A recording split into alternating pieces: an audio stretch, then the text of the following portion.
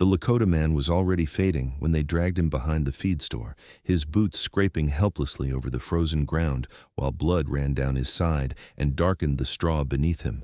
And though the sun was still high, no one was looking too closely, because the men who had beaten him didn't want witnesses. They wanted silence. And when he finally collapsed against the wooden wall, gasping and shaking, one of them muttered that it wasn't worth the trouble to finish him, that he would die soon enough on his own. And the others nodded, not out of agreement, but out of relief. Because leaving him there meant they didn't have to carry the weight of what they had done. And as they walked away, the Lakota tried to pull himself upright, his fingers digging weakly into the dirt as if he could climb back toward life. Yet every breath burned and every movement made the world blur until at last he sagged forward again, alone except for the flies beginning to circle. And it was then that a woman pushing open the barn door nearby saw the dark stain spreading across the ground and stopped short, her heart tightening as she realized it was not spilled grain or mud but blood. And when she stepped closer, she saw his face, pale beneath the dirt, eyes barely open, and for a moment fear rose in her chest because she knew exactly what helping a Lakota man would mean in this town. Yet fear was not stronger than what she felt when his gaze met hers, because there was no threat in it, only a quiet, exhausted plea, and she knelt beside him, pressing her hand against the wound as warm blood soaked through her fingers, whispering for him to hold on even though she did not know if he could hear her. And when footsteps sounded nearby, she glanced up to see the men who had left him watching from a distance, waiting to see if he would die without their involvement, and something hardened inside her then, because she understood that if she did nothing, they would tell themselves it was fate, not cruelty. So she slid her arms beneath the Lakota's shoulders and pulled with all her strength, dragging him inch by inch toward the open barn, her breath coming in sharp, painful bursts, while he groaned softly, and the men looked away, pretending not to see, because sometimes the worst part of injustice is not what is done, but how easily everyone else lets it happen. She barely felt her arms anymore by the time she dragged the Lakota man across the threshold of the barn, her muscles burning and her breath tearing at her chest, as though every step might be the one that made her collapse beside him. But she refused to stop, because the way his body sagged against her told her that if she did, he would not rise again. And when the barn door finally slammed shut behind them, it sounded louder than it should have, echoing through the wooden beams like a gunshot, a declaration that something had changed, that what had been left to die in the dirt was now under her protection. And for a moment she leaned against the door, panting, afraid that someone would push it open from the outside, afraid that the men who had beaten him would not let her defiance stand. Yet no one came. Because cowardice often dressed itself as patience, and they were waiting to see if she would fail on her own. And when she knelt beside the Lakota again, she saw how his eyes fluttered, his lips trembling as he tried to speak, though no sound came out, and she pressed her hand to his cheek, whispering that he was safe now, even though she had no idea if it was true. And around them the barn smelled of hay and old wood and animals long gone, a place meant to store grain and tools, not broken men. But she spread a rough blanket over the floor and eased him down, tearing strips from her apron to bind the wound in his side, doing the best she could with hands that shook more from fear than from effort. And when the blood kept seeping through the cloth, she felt panic rise because she knew she was losing him, yet she kept pressing, kept whispering, kept refusing to let him slip away, and outside she could hear voices, men passing by, their words muffled but tense, speaking about the Indian in the alley and the woman who had taken him, and each word made her spine tighten because she knew they were not speaking with kindness. And when a shadow passed the narrow crack in the barn wall, she held her breath, afraid that at any moment the door would burst open and everything she had risked would be torn from her. But it did not happen. And in that fragile space between fear and hope, she found herself sitting beside the Lakota, holding his hand as if it were the only solid thing left in the world. And though he was weak, his fingers closed around hers just enough to tell her he was still there, that he knew she had not abandoned him, and that small, almost invisible gesture made the danger worth it, because in a town that had chosen to look away, she had chosen to stay, and that choice was already beginning to draw a line that could never be erased. The first hour after she dragged him into the barn felt like standing on the edge of a cliff, because every sound outside made her imagine boots approaching, a fist hammering on the door, a voice calling her name with the kind of false calm that meant punishment was coming. And she kept her ear turned toward the cracks in the wood while her hands worked, dipping a rag into a bucket of water and wiping his face, then pressing down on the bandage again when the blood seeped through, refusing to let her fear distract her from the one thing that mattered, because the Lakota man's breath was shallow and uneven, a wet rasp that caught in his throat, and she could see pain flicker across his brow whenever he moved, as if every inch of him had been struck. And still he held on, his eyes opening now and then to find her face, to make sure he was not alone. And she told him, almost like a vow, that she would not leave him, not even if the whole town came, though even as she said it, she knew the town would not need to come as one, because cruelty never arrived like a storm. It arrived like a whisper, then a knock, then a shove, and the men who had beaten him had already proven they did not fear God enough to stop.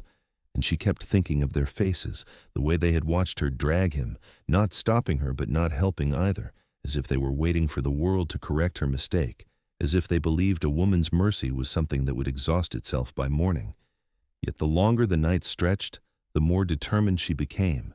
because she had grown up in places where people learned to mind their business, to keep their heads down,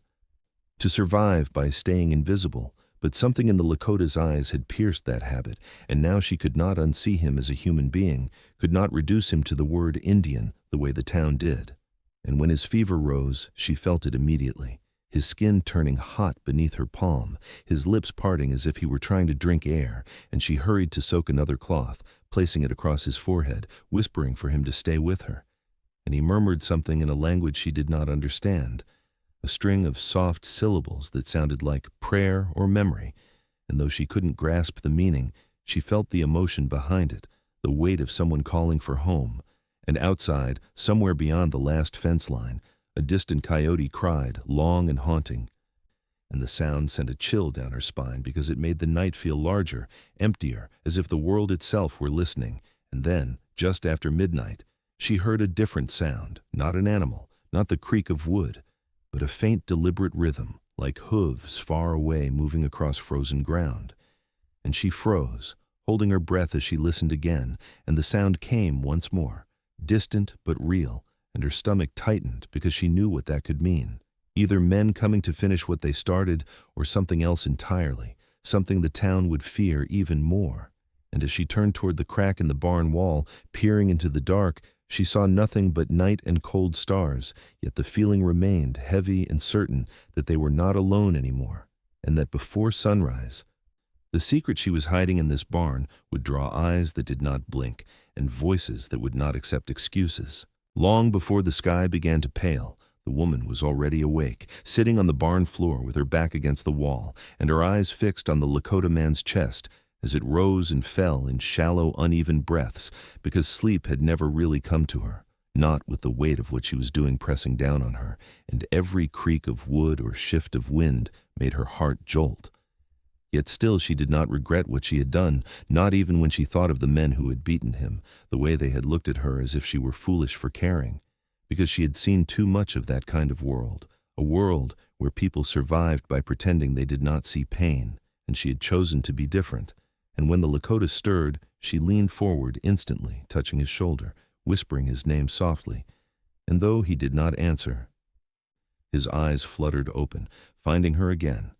And there was a steadiness there now that had not been there the night before, a fragile but real spark of strength, and she felt a quiet rush of relief, because it meant that her stubbornness had not been in vain.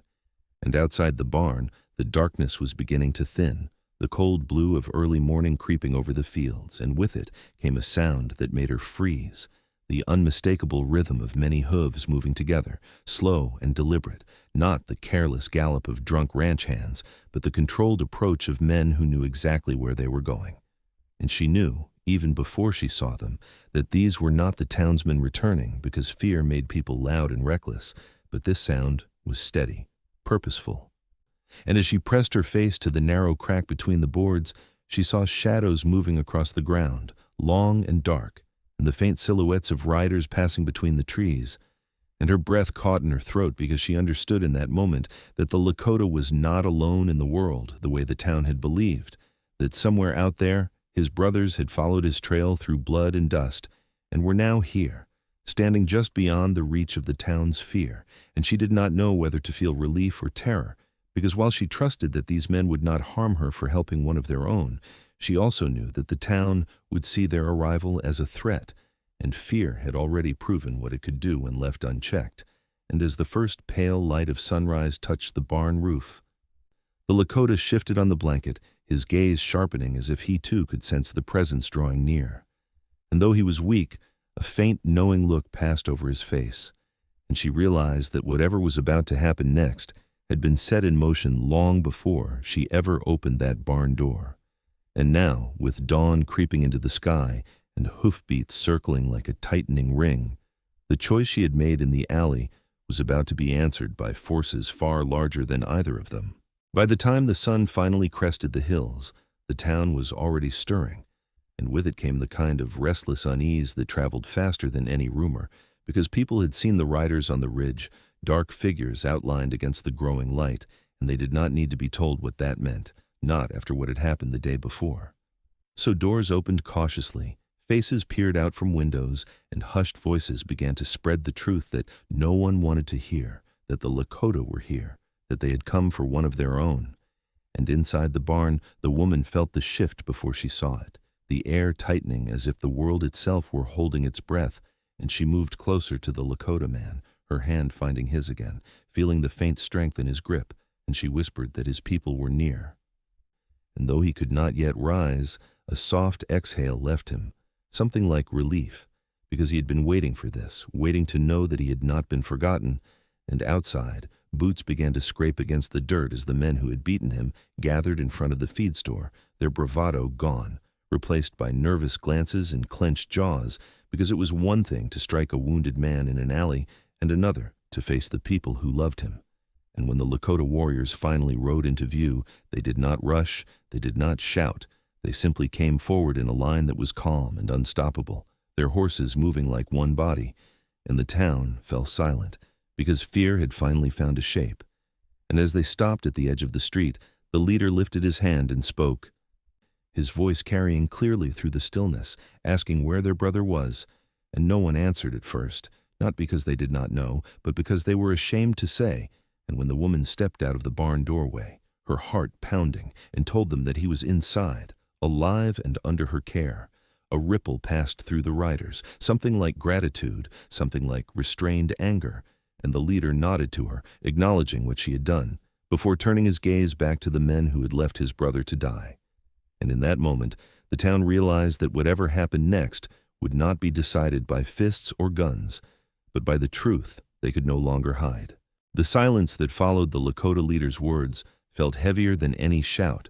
because it pressed against every man in the street, forcing them to stand with their own thoughts and the knowledge of what they had done. And one of the townsmen finally shifted, muttering that the Indian had brought it on himself, that he had been trespassing. But his voice cracked, and everyone could hear how weak it sounded, and the leader did not raise his voice or reach for a weapon. He only asked calmly what crime deserved to be beaten and left to die. And when no one answered, the truth hung there, naked and undeniable. And inside the barn, the woman could feel the tension like a living thing. So she stayed close to the Lakota man, whispering to him that his brothers were here, that he would not be taken from her by cruelty again. And he squeezed her hand faintly, a quiet promise of his own, and outside the leader spoke again, asking that his brother be brought out so he could see with his own eyes that he was alive. And though fear rippled through the townsmen, none of them dared refuse, because the calm in the Lakota's voice was more frightening than anger. And when the woman stepped back inside the barn and helped the wounded man sit up, she could see how weak he still was, how every movement cost him, yet there was a new steadiness in his gaze, a knowledge that he was no longer facing this alone. And as she and two of the warriors gently lifted him, carrying him toward the door, the barn filled with soft morning light. And for a moment it felt like a threshold between two worlds, one of cruelty and one of accountability. And when they emerged into the street, every eye turned toward them, the wounded Lakota lying in their arms like living evidence of what had been done, and the townsmen who had struck him could no longer look away because his blood, his pain, and his survival were all standing right there in front of them, demanding to be seen. When the wounded Lakota was carried into the open street, the morning light revealed every bruise and every dark stain of dried blood on his torn shirt, and the townspeople could no longer pretend that what had happened behind the feed store was some harmless scuffle, because his injuries told a story far more honest than any excuse, and the woman felt a strange mixture of fear and resolve as she walked beside him, her hand steady on his arm, because she knew that by stepping into the center of the town like this, she was placing herself directly in the line of whatever judgment was about to fall. Yet, she did not pull away, not even when she felt the eyes of the men who had beaten him burning into her, and the Lakota warriors formed a wide circle around them, not threatening but unyielding, creating a space where the truth could not be crowded out by lies. And the leader stepped forward again, his gaze moving from the wounded man to the woman, and then to the townsman, and he spoke quietly, asking his brother to tell them what had been done to him. And though the Lakota's voice was weak, it was clear, and he described how he had been struck without warning, how he had fallen, how he had asked for water and been answered with boots and fists. And as he spoke, a murmur moved through the crowd, because some of the townspeople had believed the story about theft, had wanted to believe it, and now they were forced to confront how easily they had accepted a lie. And the woman watched the faces around her, seeing shock in some, guilt in others, and stubborn denial in a few. Yet the weight of the truth was undeniable. And when the Lakota finished speaking, the leader turned to the men who had done it, naming them one by one, and though they tried to protest, their words tangled and fell apart, because nothing they said could stand against the simple fact of what had been done. And the leader told them that they would not be harmed, that blood would not be spilled here, but that they would be made to answer, because honor demanded more than violence. It demanded responsibility. And one by one, the men were forced to step forward and admit what they had done in front of the whole town, and those admissions carried more weight than any blow, because they stripped away the last of their false dignity.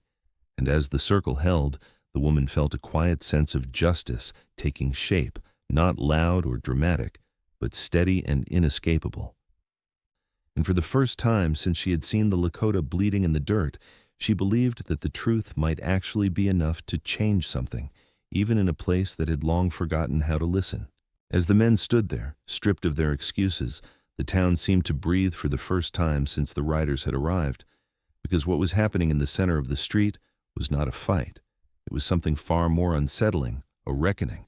And the woman felt it in the way the air tightened, and in the way the people who had once looked away now leaned forward, unable to escape the truth unfolding before them. And the Lakota leader spoke again, not with anger, but with a calm that cut deeper than shouting, telling the men that mercy had already been shown, first by the woman who had saved his brother, and now by the Lakota who would not take their lives in return. Yet mercy did not mean forgetting, and forgetting would only invite the same cruelty to happen again. So the men were ordered to return everything they had taken from others over the years, to pay restitution to the woman for the danger they had put her in, and to stand in front of the town and say out loud what they had done. And each demand was like another weight added to their shoulders, because it forced them to face not only the Lakota, but their own neighbors. And when the first man spoke, his voice shaking as he admitted that he had struck a wounded man who was no threat to him, a murmur moved through the crowd, and when the second and third followed, the pattern became impossible to ignore, because this had not been a single moment of anger. It had been a habit of cruelty that the town had allowed to grow, and the woman felt a strange mixture of sadness and hope. Sadness for how long this had been happening, and hope because it was finally being named. And as the men finished their confessions, the Lakota leader nodded, satisfied not because they had been humiliated, but because the truth had been spoken. And he turned to the woman, thanking her in front of everyone for what she had done, telling the town that if not for her courage, his brother would be dead. And in that moment, the way people looked at her changed, not all at once, but enough for her to feel it, a shift from suspicion to respect. And as the Lakota warriors prepared to take their brother back with them, the town was left standing in the quiet that followed honesty, knowing that something had been repaired, not perfectly, but enough to begin again. When the Lakota warriors lifted their wounded brother to place him on the waiting horse, every eye in the town followed the movement, because it felt like watching the closing of a chapter they could not pretend had never happened. And the woman stood close, steadying him as best she could, her heart pulling in two directions at once, relief that he would be safe among his people, and a quiet ache at the thought of him leaving. Because even in a short time, a bond had formed that neither of them had expected. And as he settled into the saddle, he reached for her hand, squeezing it with more strength than she thought he still had. And she smiled through the tightness in her chest, telling him he would heal now, that he was not alone anymore. And he nodded, his dark eyes filled with gratitude that words could not fully hold. And around them, the town remained still, as if no one dared to break the moment, because everyone understood that what they were witnessing was more than a departure. It was the visible proof that mercy had been answered. And when the Lakota leader spoke again, he did so to the whole town, reminding them that what had happened to his brother was not just an injury to one man, but to the idea of dignity itself, and that dignity was something all people, no matter where they came from, deserved. And those words lingered, settling into the cracks of the place like seeds. And the woman saw some of the townspeople lower their heads, not in defeat, but in something closer to reflection. And as the warriors began to ride away, the sound of hooves echoed down the street, not like a threat, but like a reminder that the world was larger than the narrow fears that had once ruled this town. And when the last rider disappeared beyond the hill, a quiet fell that was different from the silence of fear. It was the silence that comes after something true has been spoken. And in that space, the woman felt a cautious hope take root, because she had seen what one act of courage could do, and she knew that even in a place that had once turned its back, change was possible. After the Lakota riders disappeared beyond the rise, the town did not rush back to its old ways, at least not right away, because something too important had happened to be ignored, and the woman felt it as she walked slowly back toward the barn, her steps lighter than they had been in days, even though her body was tired and her hands still smelled faintly of blood and hay. And when she reached the doorway, she paused, taking in the quiet space where so much fear and courage had collided. And it struck her that this simple wooden building had become a place of transformation, not just for the Lakota man who had nearly died there, but for her as well, because she was no longer the woman who had watched injustice from a distance. She was someone who had stepped into it and changed its course. And inside the barn, she gathered the blood-stained cloths and folded the blanket he had used, moving slowly, deliberately, as if honoring what had taken place. And outside the town was beginning to murmur again, not with gossip but with something closer to reflection, people speaking in low voices about what they had seen, about how easily they had believed a lie and how quickly they had learned the cost of it. And though not everyone would change, enough would, because stories of mercy had a way of lingering. And as she stepped back into the sunlight, she felt the weight of those days settle into something softer, something like peace. And she knew that somewhere out on the open land, a Lakota man was riding among his brothers, carrying with him the memory of a woman who had refused to let him die alone. And that memory would travel far, because gratitude did not need a shared language to be understood. And as life slowly returned to its familiar rhythms, she held on to the quiet certainty that even in a harsh world, one brave act could ripple outward in ways no one could ever fully measure. And in that knowledge there was comfort, the kind that did not erase the past but made it worth having endured. Because redemption, she realized, was not a single moment. It was a path, one that began with the simple, stubborn decision to care.